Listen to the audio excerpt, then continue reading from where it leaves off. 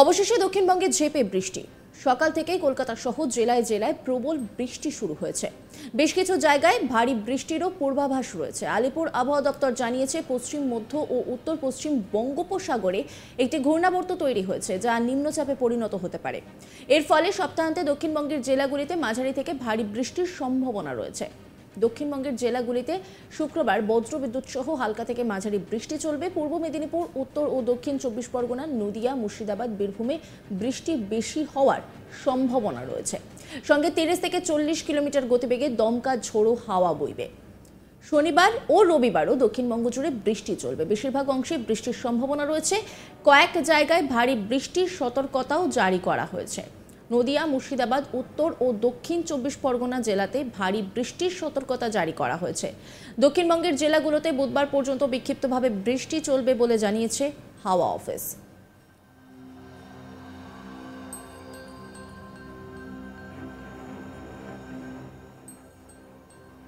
আবহাওয়াবিদ সোমনাথ দত্ত তিনি কি বলছেন শোনাব আপনাদের। 29 এবং 30 দুই দিনই পশ্চিমবঙ্গের সব জেলাতেই হোয়াইট স্প্রেড রেনফল হওয়ার সম্ভাবনা আছে। 29-30 দুদিন।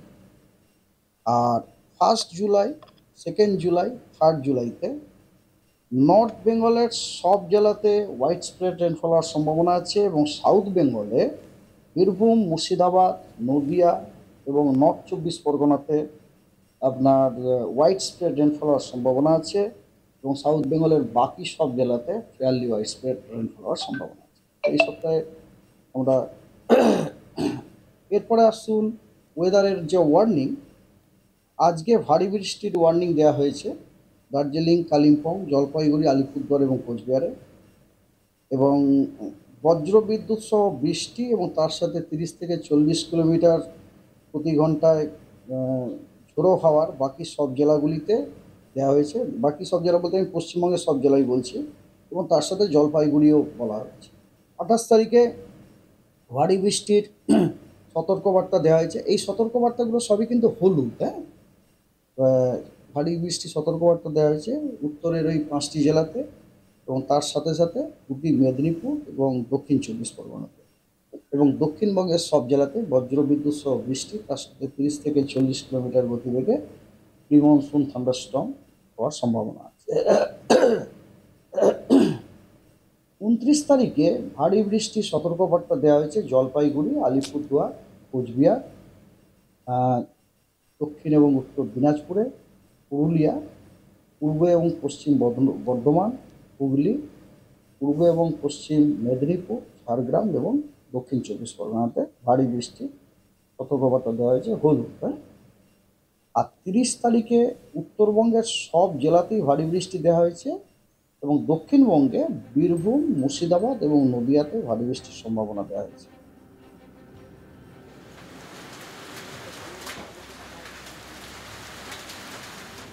অন্যদিকে উত্তরবঙ্গে আগামী 24 ঘন্টায় ভারী বৃষ্টি। দার্জিলিং, কালিম্পং, আলিপুরদুয়ার, কোচবিহার, জলপাইগুড়িতে বৃষ্টির সম্ভাবনা বেশি।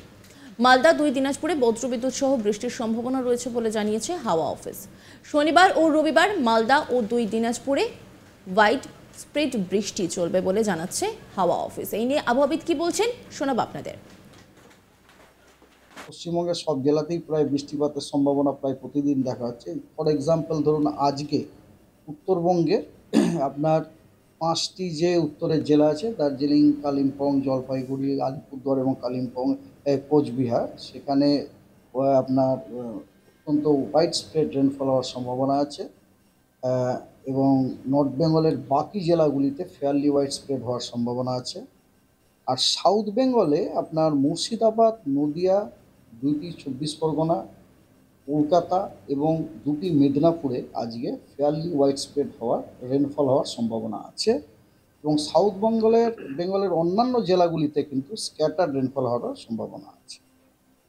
আগামীকাল এবং 29 তারিখ এবং আগামীকাল যে হচ্ছে আপনার 5টি যে উত্তরের জেলা যেগুলো একটু আগে বলো, সেগুলোতে সবই আপনার হোয়াইট স্প্রেড রেনফল হওয়ার সম্ভাবনা আছে এবং পশ্চিমবঙ্গের বাকি সব জেলাতে আপনার ফেয়ারলি হোয়াইট স্প্রেড রেনফল হওয়ার সম্ভাবনা আছে।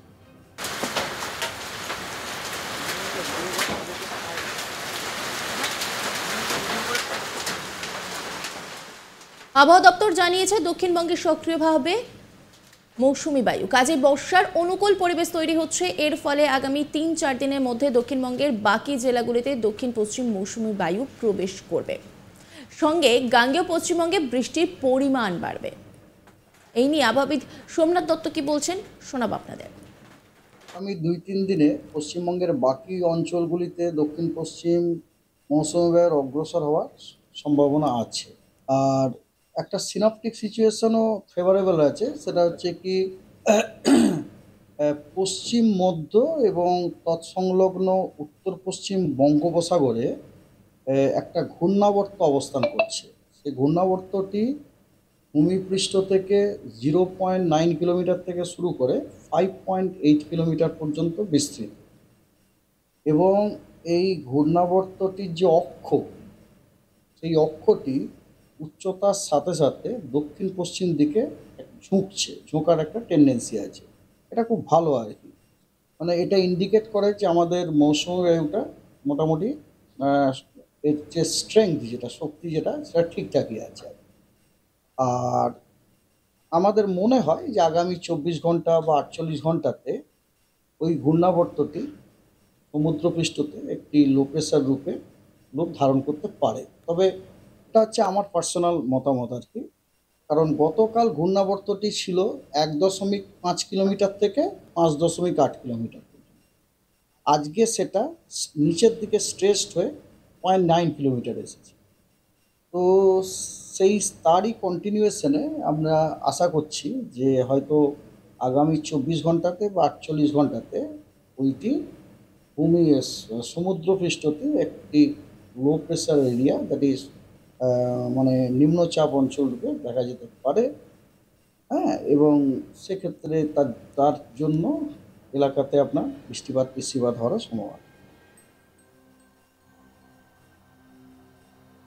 অবশেষে দক্ষিণবঙ্গে ঝেঁপে বৃষ্টি। উত্তরবঙ্গে বর্ষা চলে এলেও দক্ষিণবঙ্গে কিন্তু বর্ষা প্রবেশ করতে প্রায় 20 দিনেরও বেশি সময় লাগিয়ে দিয়েছে। জানিয়ে কিন্তু রীতিমতো দক্ষিণবঙ্গবাসীদের মনে আক্ষেপ ছিল প্রবল। তবে শেষ পর্যন্ত বৃষ্টির দেখা মিলেছে। সকাল থেকেই কলকাতা সহ জেলায় জেলায় প্রবল বৃষ্টি শুরু হয়েছে। বেশ কিছু জায়গায় ভারী বৃষ্টিরও পূর্বাভাস রয়েছে। আলিপুর আবহাওয়া দপ্তর জানিয়েছে পশ্চিম মধ্য ও উত্তর পশ্চিম বঙ্গোপসাগরে একটি ঘূর্ণাবর্ত তৈরি হয়েছে, যা নিম্নচাপে পরিণত হতে পারে। এর ফলে সপ্তাহান্তে দক্ষিণবঙ্গের জেলাগুলিতে মাঝারি থেকে ভারী বৃষ্টির সম্ভাবনা রয়েছে। দক্ষিণবঙ্গের জেলাগুলোতে শুক্রবার বজ্রবিদ্যুৎ সহ হালকা থেকে মাঝারি বৃষ্টি চলবে।